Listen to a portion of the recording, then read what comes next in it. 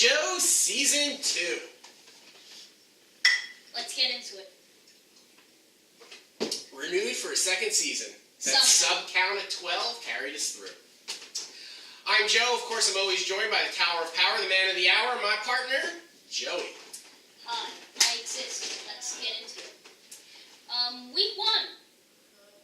For you. Do you need a counselor after this? You know what? I got slaughtered. Like, I'm pretty sure there was a dead guy on the field. I think that I had a good cry over this and I moved on, but I think the thing about throwing up a stinker of 55 points is at least you know there was nothing that was on your bench that was going to help you win.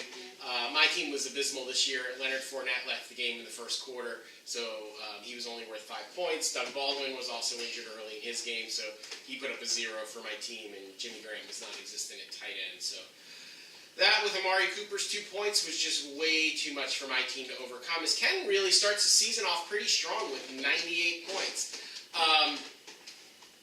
Ken got good production from Kirk Cousins, which was a late-round draft pick for him, and he plugs John Connor into Le'Veon Bell's spot, and John Connor really gives him first-round value, replacing his first-round draft pick, scoring almost 30 points for him. Up and down, Ken's team's real solid. He's got a good stable of running backs.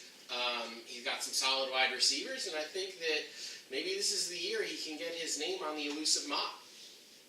Never, but yeah, here's to hoping. What I have to take away from this is that if you minus the goose eggs and you minus the below points, all of the people on Joe's team did pretty good. Nothing amazing. Really, the problem was there was no one, absolutely no one, who went above and beyond. The extra mile. That's what we're going to see in our next one. And this is one where people really perform. But really, it was all down to one player.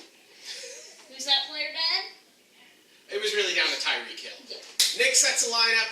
Nick gets a win. He beats two-time league champion Tom Feldetta, puts up 114 points. Tyreek Hill scores a massive 35.3 points for his team, which really carries him. He gets great production from Hill, Ezekiel Elliott, and Russell Wilson, and that's really enough for him to carry him through a victory. The Punishers got some solid performances up and down. 86 points isn't a terrible total, but really what let them down was Matt Ryan. He went against that Philly defense this week and was worth less than 10 points. If you're going to be competitive on a week-in and week-out basis, you really need above 15 points from your quarterback. So hopefully Matt Ryan's a good quarterback. He turns that around for the Punishers, and better things are ahead for them. Yeah, I don't trust Atlanta. Julio Jones, I kind of feel like is. What do you mean you don't trust them? Like you wouldn't let them date your sister? You don't trust them? I don't have a sister. Fortunate. Yeah, I don't trust them. Matt Ryan, he's all right. People, I think. Matt Ryan owes me money. I don't trust him either. Fair. $7. I want it back. Julio Jones, glass cannon. I mean, he can be good. Can. I mean, Julio had a great week. He was worth 18 points. Oh, yeah. Julio. You're bagging on the guy after he has a good week. Julio has a great week, but one of these weeks. Speaking of high point counts,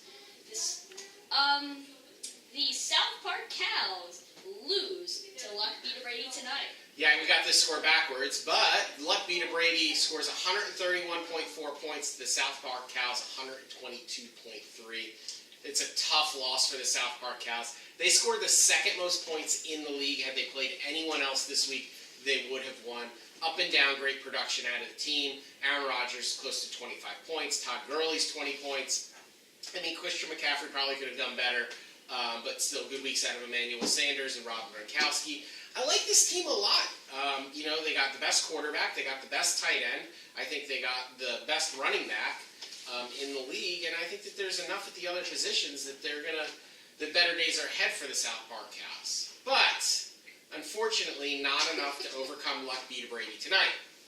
So just to recap for you, Hannah Feldetta, who is now in her third year in the league, year 1 won the championship. Year 2, she made it to the championship game. Year 3, she slept through the first 4 rounds of the draft and then proceeds to score the highest points of the week. Down with him! Okay. Wow. That was a little Wow, that was impressive. That was a little aggressive, but I just kind of think that she's showboating a little bit at this point, but I mean, I think that was. Yeah. I don't have I'm really a comment on this, except how did this get past the editors?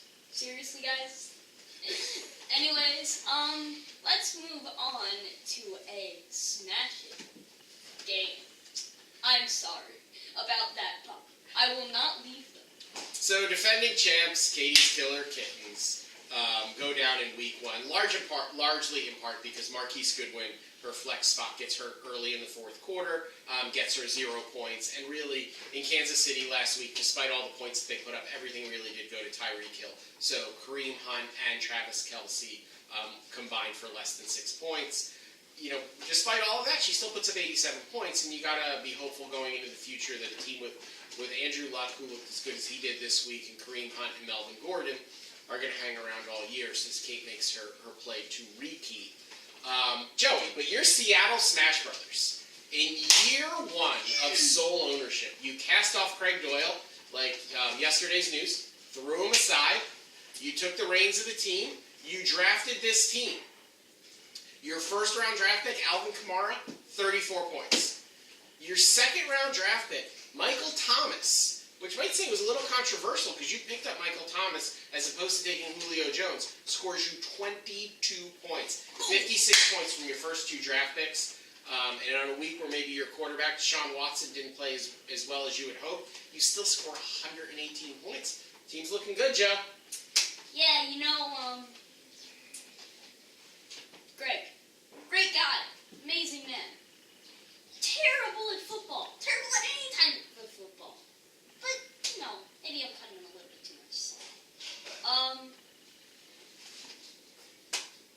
I think I did pretty good in drafting this year, right? I think I made some controversial decisions, but if I keep performing like this, who knows?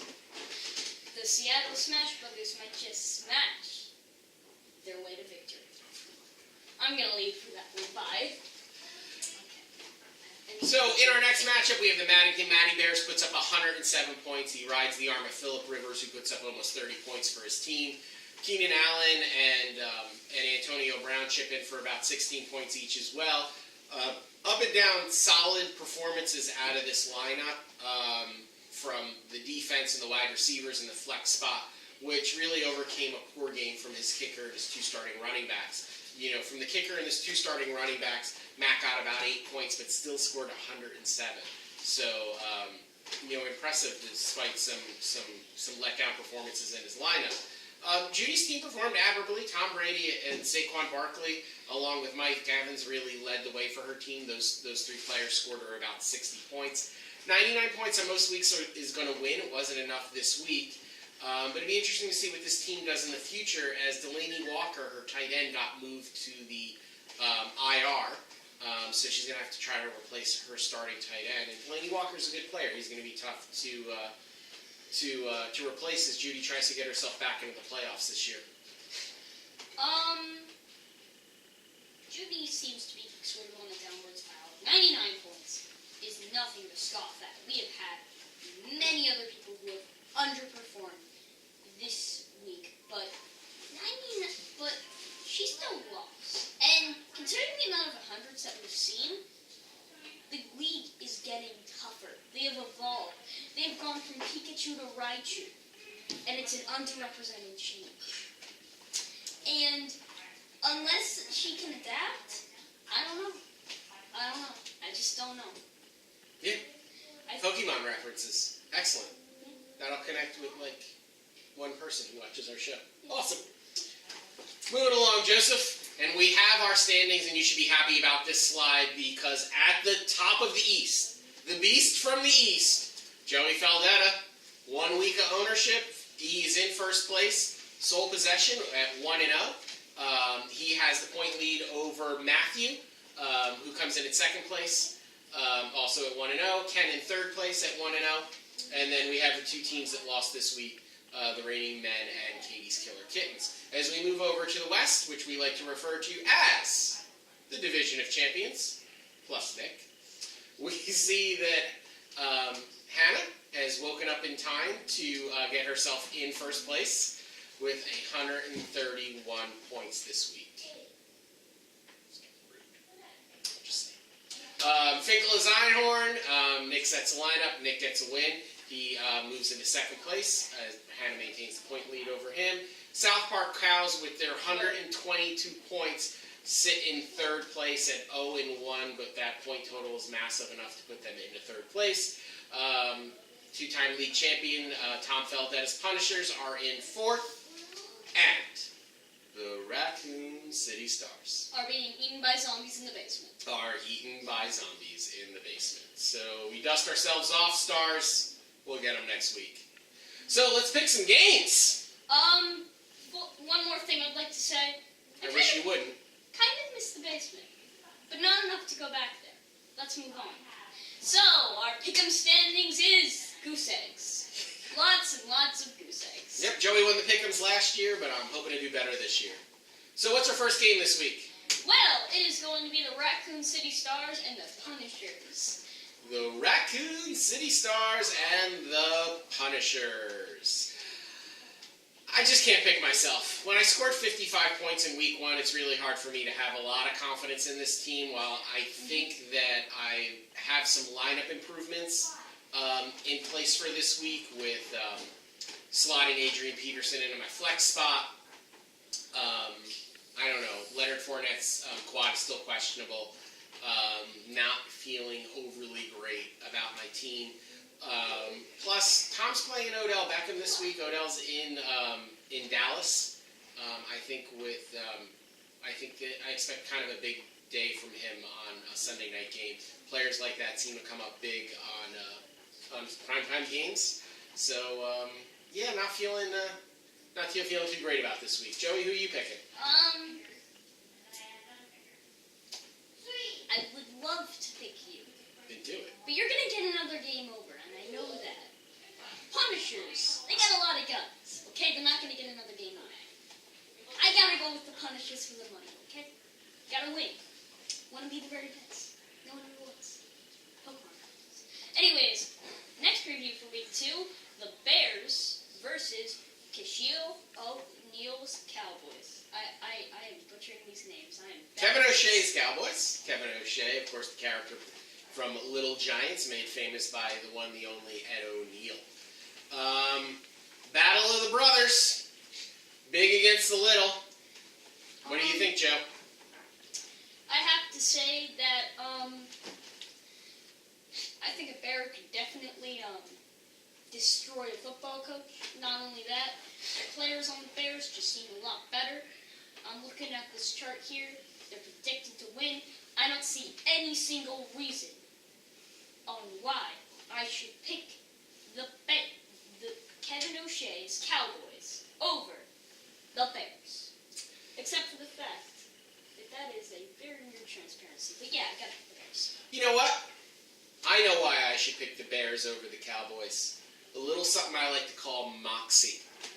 A little something I like to call little brother pride. Yes, I too am a little brother. I too am the youngest of 3. I know what it's like to get pushed down a flight of stairs in a laundry basket. And I say no more. Today, this week, is the week Matthew stands up and says, "No more, sir. You shall not pass this line." And for little brothers everywhere, I believe Matthew beats his big brother. Go Littles! I mean, you said that I was overreacting with Hannah. Anyways, happy that we can agree. We didn't agree. You took Ken and I took Matthew. No, I said I took the Bears. Oh, alright, fine. We agree. Yay. So it's my team versus the Guardians. My take on this is that I want to pick myself. I feel like I should pick myself. I'm projected to win. But I feel like if I do that, I'll jinx myself. So I'm going to pick Judy. You're going to pick Judy. Yeah. Football gods, please have mercy. Well, I think Judy's got that hole at tight end this week that she has to fill in. And that being said, you only got 11 points out of Deshaun Watson last week. I think there's much better days ahead of him playing Tennessee. I just don't believe in that defense. I'm going to pick you, Joey. I think that you're 1-0. I think that you've proven that you have been the brains behind your fantasy football team and now getting rid of Craig. And now that you have the reins, I think 2-0 and you hold on to first place. Well, next is the two losers, South Park Cows versus the Kittens. I don't care what you say, the Cows will absolutely demolish the Kittens and then poop on them. That's what cows do. And then leave. Say moo a lot. This is gonna happen. Cows are vegetarians. It's beautiful. It's beautiful. It's absolutely precious. All right, you take the Cows, I'll go the flip. I'm going to take the Kittens. I think Kate will plug in someone in that lineup to replace Marquise Goodwin. That'll give her some good production this week. I really like what I saw out of Andrew Luck last week, and he's playing in Washington. I think there's points to be had in that defense. Pittsburgh did not impress me at all last week against Cleveland, and now Kansas City's playing them this week, so I think Kansas City's going to have another big offensive performance. Katie's team is well invested in Kansas City, and I think that investment pays off. I'm going to go with the Kittens over the Cows. Trying to increase viewership by drumming up controversy. Well, we'll get more money that way. Next match will be the Finkel-Azai Horns versus the Luck Be to Brady tonight. Sorry, I had to look at my script. Yes, we have a script. So Hannah plays Nick this week. Both of these teams are 1-0. One of them has to lose. Hannah. I don't want him to win. I really don't. She always wins.